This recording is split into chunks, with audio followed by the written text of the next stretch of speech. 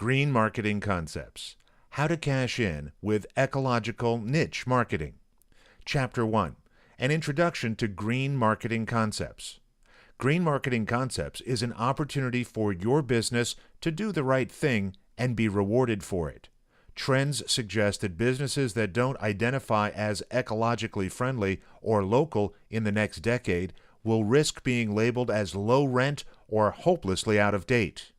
Real and substantial economic rewards await those who approach ecological and sustainable niches with a sincere concern and good ideas. What exactly is it? You know what all these words mean by themselves. When put together, they spell out a powerful and very 21st century approach to selling products and services. Not only are you selling your wares, but also offering consumers a better deal or better way of doing things that is set apart from the conventional. Firstly, it helps to know just what people mean when they talk about greening up their product. Whether you're a small business owner or a fledgling in the marketing department of a large chain, it helps to have a solid background in what you're trying to accomplish. It is also helpful to see how history has treated such movements and how they responded. Lastly, some places serve as models that you can draw inspiration and ideas from. When looking at what these places have in common, we find a pattern of innovation that you can emulate. Definition: sometimes called green marketing or natural branding, among other things, the whole concept is based upon the notion that being environmentally friendly might be part of the successful marketing strategy of a product, service, or anything. Most consumers are savvy enough now to realize they have a vote with everything they purchase. Though still a minority, there is a sizable and ever-growing segment of the population that bases much of their consumption decisions on their perceptions of how a product will affect the environment and themselves. Environmental niche marketing is also about creating that niche where it may not have existed before. There was no modern $4 coffee market until Starbucks created it. There were no organics until farmers, who have always practiced sustainable agriculture, decided to market their products as such. No one cared what sort of light bulbs they had when energy was cheap and plentiful. It took the modification of technology made for RVs and spaceflight to even bring low-power consumption products such as compact fluorescent light bulbs to market. In the end, the idea is to let sound environmental practices be your guide to creating a new audience for your product or service, one that is willing to pay a premium to let you help them do the right thing. Lastly, it's all about actually backing up any claims you might make as to the environmentally benign nature of your business. In fact, not only do you have to live up to your claims, but you need to market yourself in such a way that people will assume you're being truthful. People who are already looking for green products will avoid yours if it smells like a hypocritical rat. This is your chance to practice what you preach. For once, those who play by the rules will be rewarded. It is perhaps useful to note here that the environment extends beyond plants, animals, air, and water. People are part of the environment as well, since we all live in this world, a very large system, but closed for all intents and purposes. People who are taken advantage of and suffer dire economic consequences become desperate. Desperate people will resort to any means just to stay alive. Poaching, deforestation, and pollution are very often the ultimate consequences of violating human dignity. Therefore, eco-marketing necessarily extends to human rights. Where did all this come from? A history of eco-marketing. It could be argued that the movement began with the advent of chemical agriculture in the early 20th century. At that time, all agriculture was organic because there was no other way. Almost as soon as superphosphates and ammonium began to be used, there were some who wanted to do things the old way, without purchased inputs and machines. The term was coined in the 1940s, though it wasn't until the Back to the Land movement of the 1970s that there were the first inklings of a natural foods market. The first natural food stores that sprung up in the 1970s sold not only the then loosely defined organic produce, but also a small supply of old-fashioned products for the home and yard. For instance, they might sell cleanser, but only Bon Ami. Instead of a flea balm, you might find borax. There were no national distributing chains of natural or organic products, so they were all local by default. Such stores tended to be found in large cities or college towns. Just as the last of the small-town general stores that once carried the old-fashioned products were closing down in favor of the supermarkets that sprung up all over the nation in the 1950s, the natural food stores and the first co-ops were opening up. For nearly 30 years, such stores operated with a small but loyal base of people with allergies, foodies. Where else could you find Dulce or quinoa in 1976? Hippies, students, and other supposedly fringe elements. They saved packaging and money by allowing customers to fill their own containers. Shoppers were encouraged to save a bag by bringing their own. Many held weekly farmers' markets. While their numbers slowly grew, it was not until the mid-1990s that such stores really began popping up all over the country. By staying in business all those years until it became fashionable to be green, they proved that there was a small but dedicated contingent that would be willing to pay a little more and put up with a little inconvenience to shop somewhere they could be confident the products offered were in line with a shared set of ideals. In the early 1980s, 60 Minutes ran a feature on the dangers of the then common agricultural chemical called alar that was found in great quantity on the all-American apple. By that time, there were very few people not using chemical sprays on the apples, and when demand skyrocketed overnight for chemical-free apples, the orchards were not prepared. In a scenario to be repeated many times throughout the decade, a health scare of one sort or another would have the general populace clamoring to purchase natural goods. With far more demand than supply, unscrupulous people looking to cash in on the demand would offer substandard goods, or at least goods that might have been fine for the dedicated user. Either way, the consumers would get a bad impression of natural foods and go back to the supermarket. In the early 1990s, some large supermarket chains began to offer a few goods in bulk. At first, it was just granola and candy, but the concept caught on quickly because consumers realized they could save money. Unlike some of the recession-era ideas that were tried in the early 1980s, such as having people write the price on their canned goods and the once familiar yellow and black generic items, people actually liked bins. At the same time, organic produce, though still accounting for a tiny fraction, or even a single % of the overall market, was garnering enough of a price premium that producers and the USDA took notice. Though it would take nearly 13 years to pass, the Committee to Explore a National Organic Standard was created in 1990. The EPA, under President Clinton, began to mark the most efficient examples of otherwise power-hungry devices such as computer monitors and water heaters as being Energy Star compliant with an easily identifiable sticker.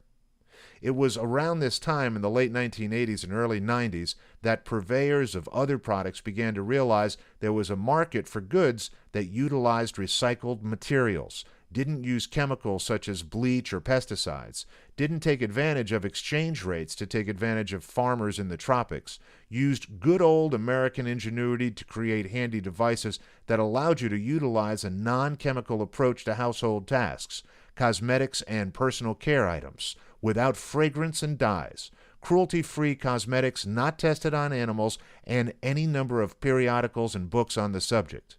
Emphasis on locality, or at least region, would save the cost and fuel of transport as supply chains in the supermarkets grew hundreds of miles each year with the consolidation of distribution networks. The Eco Marketplace was born. Every year since, these markets have grown by leaps and bounds, making strong inroads with several demographics not previously associated with the ecological movement that brought you the first Earth Day. Ecology didn't even exist as a science before the mid-1960s, despite having a great deal in common with the natural science of the 18th century.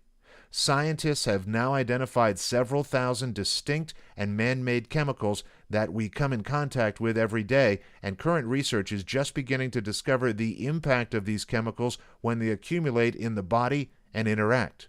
The staying power of the movement, in tandem with the lifelong body burden of chemicals associated with modern convenience, has made some people make an effort to change their purchase decisions. Making it easy for them to do so is the key. That the new localism movement now offers uniquely quality goods with a relationship is revolutionary. Labeling requirements that actually are bound by law to mean something guarantee customers won't be taken advantage of.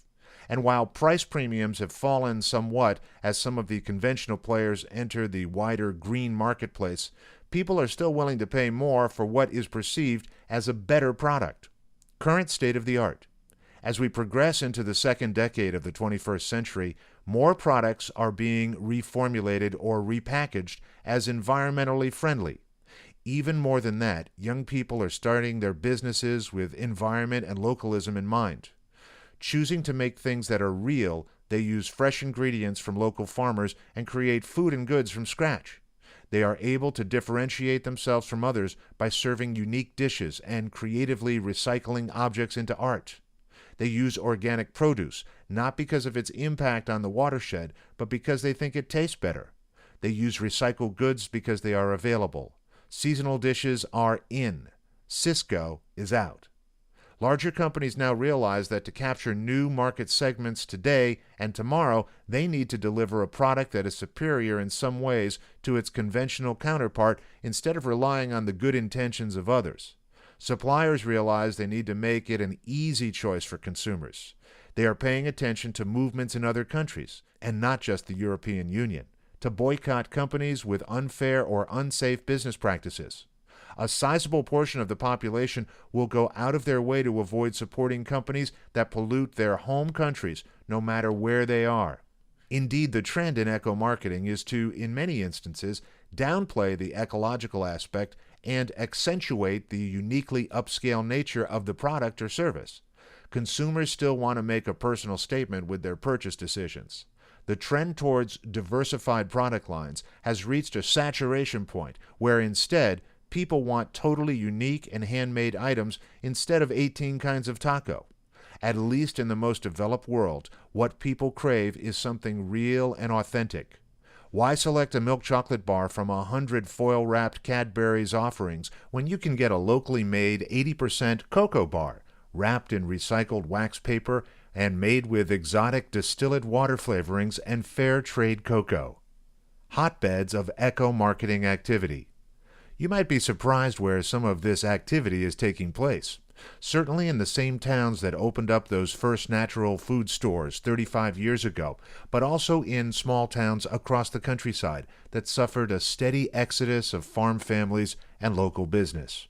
Not only people that live in cosmopolitan European EU cities like London and Prague, but also villages in India and in the Philippines that do not want to become beholden to foreign creditors.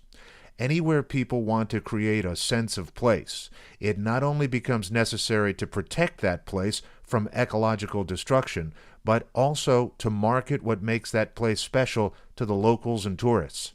In the media blitz to market differing product lines of various products and services as alternatives to the same old Doritos or cable TV, these advertisers may have been even more effective than they imagined. People worldwide have responded by foregoing multinational brands entirely and gone for the real variety of niche products. It just so happens these products are very often environmentally conscious as well. For good or ill, consumers are starting to see them as one and the same. Some of the most successful eco-niche marketing campaigns are unknown outside the hometowns they originate in. What they seem to have in common is a highly educated populace, be that formal higher education or a well-established community continuing educational program. They very often have well-organized social structures and community cohesiveness. Places that hold regular community meetings or street fairs are good examples. Communities with a large population of people in their 20s and 30s seem to also be those that have people who grew up in a world where there has always been a science of ecology. When such folks decide to start up a business, they are looking for a cheap and innovative approach to creating the products and services they think would be cool and currently don't exist. Places with large relative populations of women and children, as well as the now burgeoning populations of retirement-age baby boomers, are also very likely to consider organic and ecologically friendly products for perceived health benefits, whether they actually exist or not. They're hedging their bets where their own or their family's health is at stake. Rationale. Why should you consider making such a bold leap into what was once a fringe market? There are quite a few sound economic reasons to do so, in addition to the ever-growing list of moral reasons. You can save money, look good, and be good, all in one fell swoop. Reducing operational costs. At the heart of every move towards sustainability is conservation. Using less energy and fewer materials will save you money in the short and long term. As the price of oil goes up and up over the course of time, the cost of transported goods, yours and the ones you purchase, will go up accordingly. Historically, every time the cost of energy has increased, no matter what the source of energy has been, economies have struggled. It happened in ancient Greece, and it happens today. By using fewer of those resources, you insulate yourself against rising costs and put yourself in a position to become the low-price option when the operational costs of your competitors go up more sharply than yours. Competing in global markets. If you do choose to ship your products to other countries, you may find rules and regulations pertaining to manufacturing and distributing are changing. For example, many countries are now forcing the manufacturers of electronic devices to take them back for recycling when consumers are done with them. If you want to do business in the EU, European Union, for example, you may need to provide some proof of your environmental stewardship.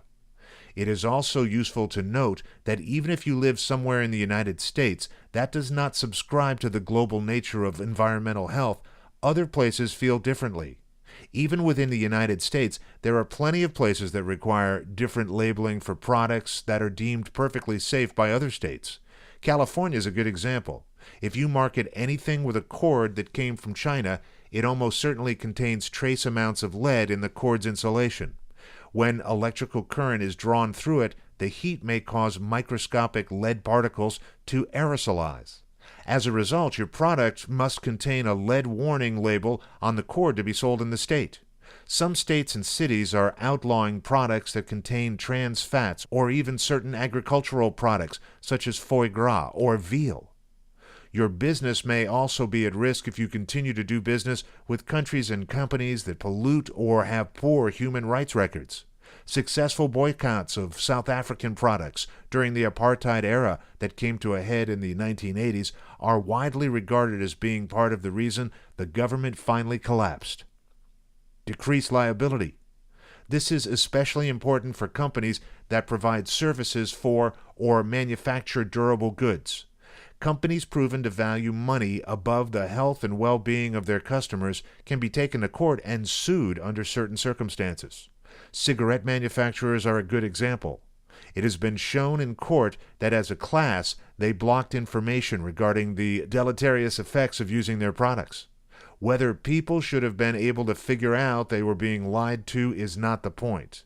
They were found liable and eventually settled for billions of dollars. The lawsuits were unthinkable 40 years earlier, but when the political climate changed, companies still in business were held accountable. Avoid having to worry about whether people could hurt themselves or suffer some sort of health consequences for your product or service.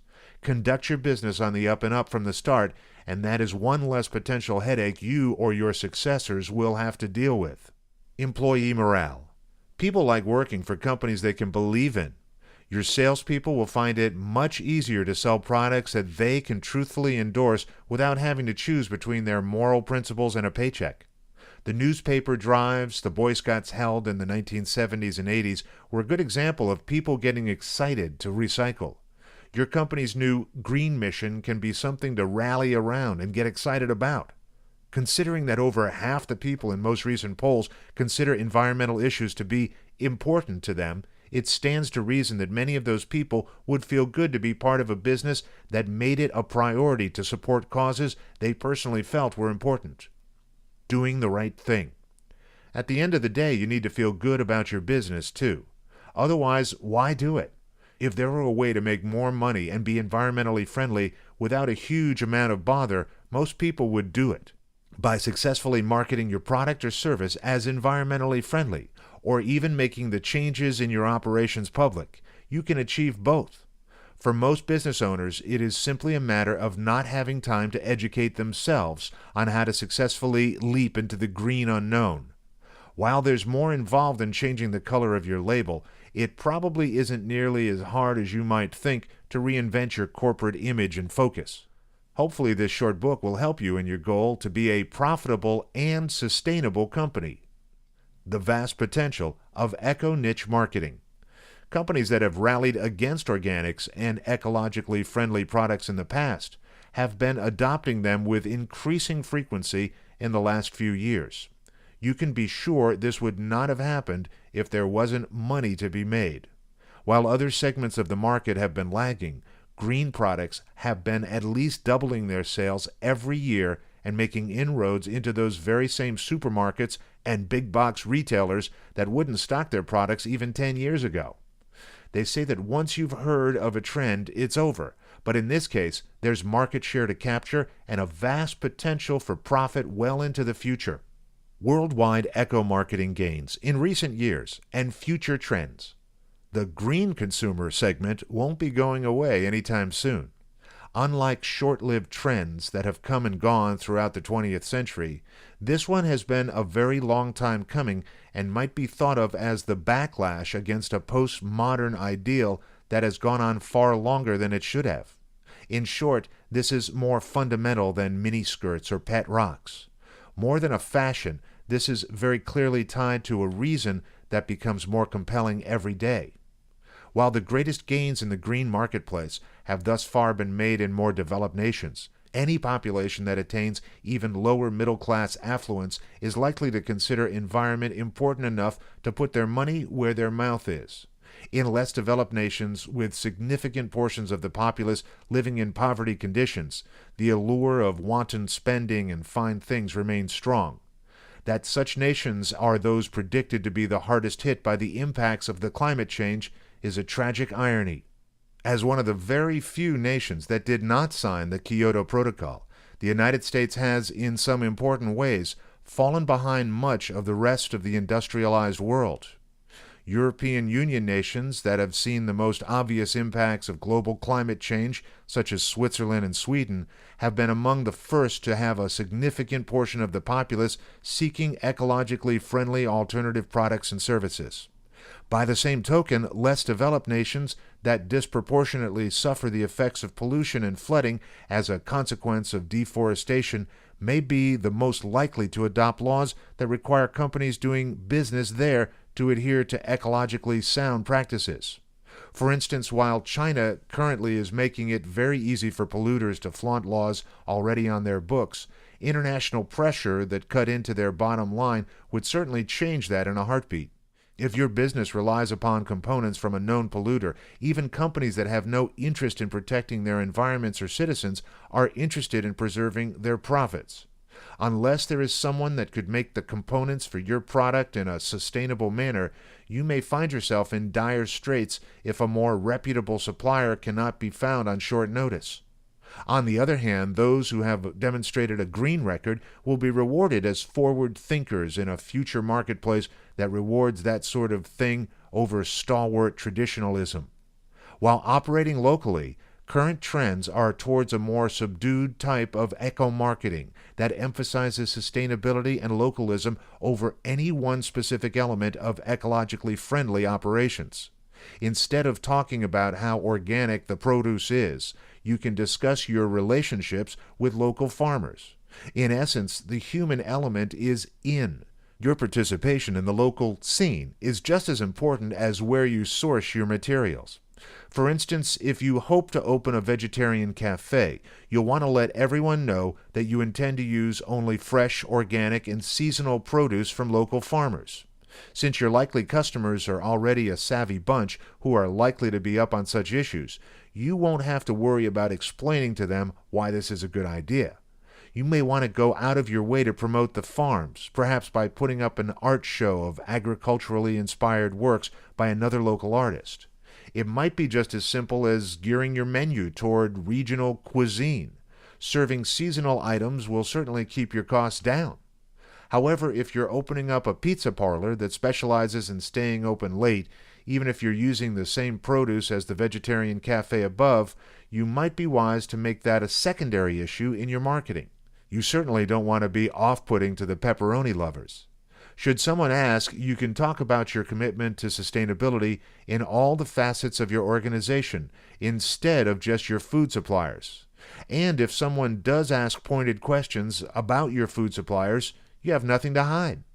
In each case, the expectations of your audience are balanced with what sort of ecologically friendly niche you're looking to fill. That seems to be the lesson here, that green marketing is growing up, and it's no longer enough to change your name and packaging. People like butterflies, but you don't see what that really has to do with painting the living room. The future of green marketing concepts, in a marketplace where people can pinpoint exactly what they need, is to make things better and more personal than has been possible for a very long time. Mass-produced goods are out. The personal touch is in. Some people call these boutique goods, but as time goes on, it seems the most successful organizations will find a middle ground between Uptown and Walmart. In general, people want to feel good about the money they spend, and will increasingly prefer to give that money to people they think are deserving, and will make good purchase choices of their own with it. Determining your likely benefit. Your likely benefit from adopting a green marketing concepts campaign depends on a great many factors, not the least of which is how much you're willing to put into it. Equally important is what you're trying to sell. If your product is not something people are generally aware there's a problem with, you'll have to educate them about it before creating the need. If that's the case, you'll need to lean more heavily on the well-researched niche aspect. When you're your customer's attention, then you can tell them all about the ecological angle. Your benefit will be in repeat business, whereas those who are seeking ecological alternatives will be your first-time customers. It is also important to note that not all benefit is directly economic. Indirect economic impacts, some of which are not felt for many years, can be thought of as compounding over time, like a savings account. When calculating your economic benefits, you'll need to take intangibles like community goodwill, employee loyalty, and good health into account too. For instance, let's say you're a dry cleaner. It is well known in the public that dry cleaning chemicals are very hazardous, not just for the environment around where the chemicals are discharged, but also for the people who use them. Your busy customers know they need their shirts cleaned and would gladly pay a few extra dollars to have it done in an ecologically sound manner. You've advertised your business in the local green pages so they can find you on that basis alone. Now that you've got them in the store, you could offer premium services that are unique to your operation. For instance, you might offer a service by where you deliver the shirts to them in your ultra-efficient delivery vehicle instead of each customer making a special trip in their SUVs. Perhaps as part of your service, you offer nice reusable hangers instead of disposable wire ones that you pick up with the dirty shirts, just like old-fashioned milk bottles. Because it's an energy-intensive business, you can make the choice to use 100% renewable electricity. You could sign up for an insurance policy that gives you and your employees a break on the premium if they ride their bike or walk to work more than 3 days a week. By not using the toxic chemicals, you're also protecting your own health and that of your employees and neighbors, benefits that are indirectly economic when they don't spend the last years of their shortened lives drawing Medicare for horrible, debilitating lung ailments. Sponsor the Little League team and help encourage youth sports. Stock the snack machine in your waiting area and lunchroom with granola bars and fruit juice instead of candy and pop. Offer your assistance and become active in the neighborhood association. Now, you won't be trying to sell your services based upon all that information. You may mention that you use non-toxic substances that produce a cleaner and safer shirt.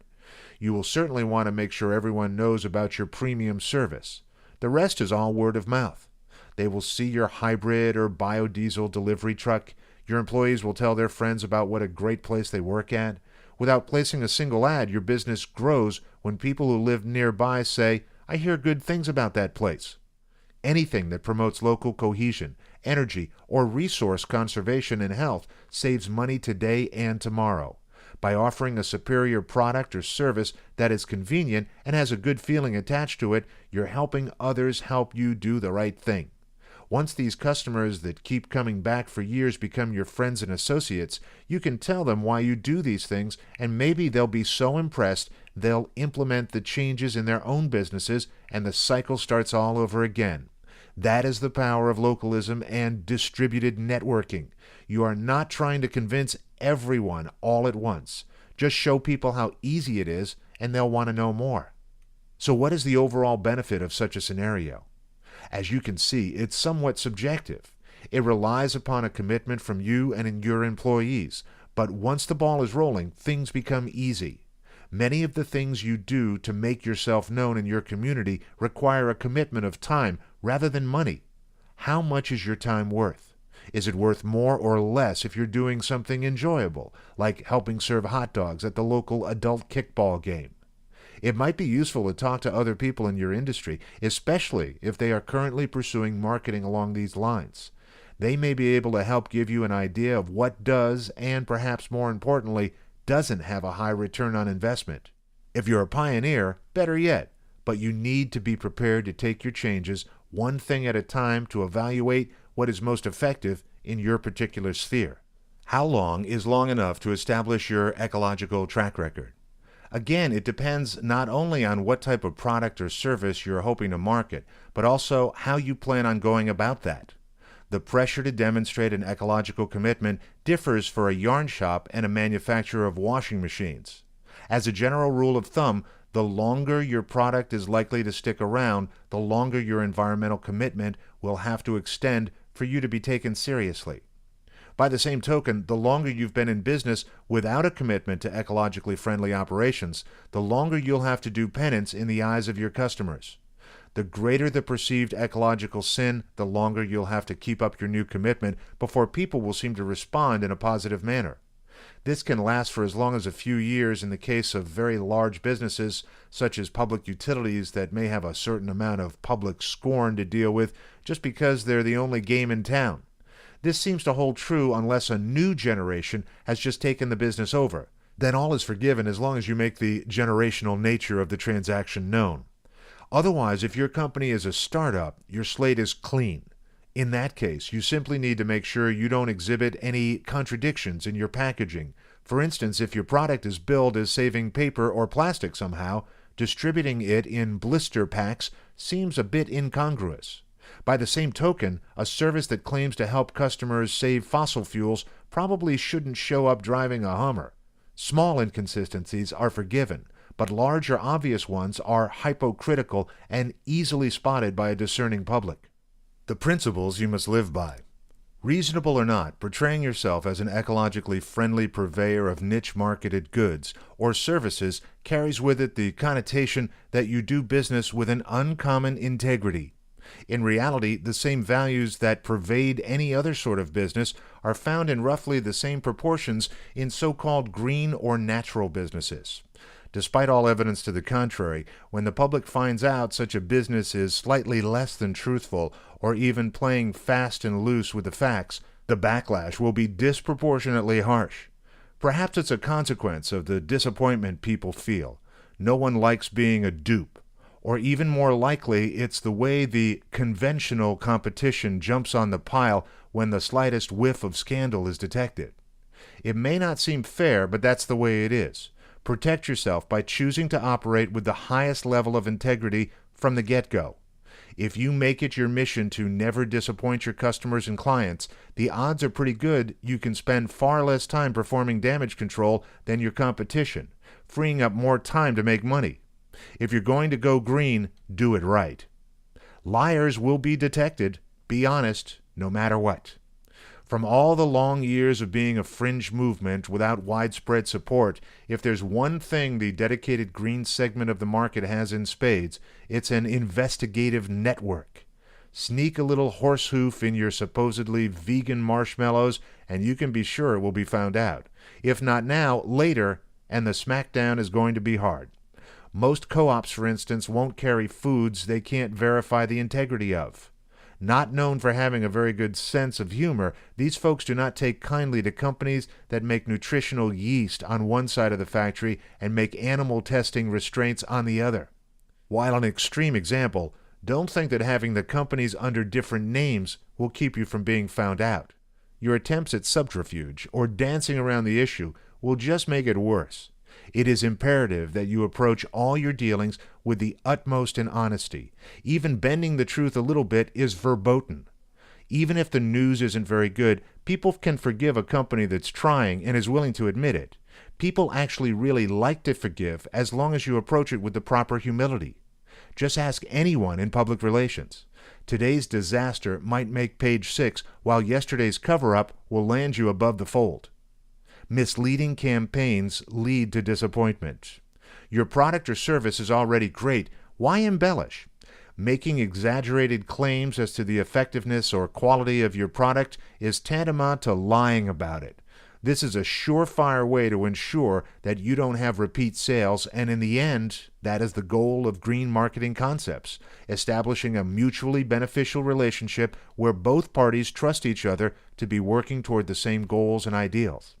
When products don't perform as billed, you also run the risk of not only turning consumers off on your product, but also on other green products that do exactly what they say. Talk about compounding the bad. Don't be responsible for doing disproportionate harm. This may require you to do some extensive testing to see just what the limits of your product or service are. You might want to get friends and family involved in the testing process. Prior customers are a good source of information on how a product works. If you ask what they'd like to see in the new and improved version, be sure and reward good, honest answers from your product testers with some swag, no matter how small. Unless they have a vested interest in your success, they're doing you a big favor. What you choose to do with that information is your own affair. Consumer report data is golden. You should be on constant lookout to see if people think your product lives up to its billing. In fact, you should be aiming for people to be pleasantly surprised by your product's performance. Finding a good balance of expectations will ensure people have a good feeling when they see your product on the shelf again or are asked for a recommendation. Sincerity is a must. You simply must come off as if you mean what you say or claim. The only sure way to make sure you do this is to be forthright in your dealings with customers and the media, whatever form it may take. It isn't good enough to be able to back up your claims, but you must also really feel that you're doing the right thing. People who are doing what they love are easy to identify. They get really worked up about what they're doing in a way that most of us don't really feel about money, as nice as it may be. It takes ideas to really get people wound up like that. If the notion of going green doesn't really appeal to you, or you find your employees are dead set against it, you might not want to operate uphill. Instead of infectious optimism, you and your campaign run the risk of appearing tired and weary. If, on the other hand, you're really committed to making a change in your operations and marketing strategy, you can't help but seem like the real deal. Take a look at some of the more successful products and services in the ecological niche marketplace. They all seem to be concerned with the things you'd expect them to be concerned about. They seem genuine in their desire to help you do the right thing and make it as painless as possible.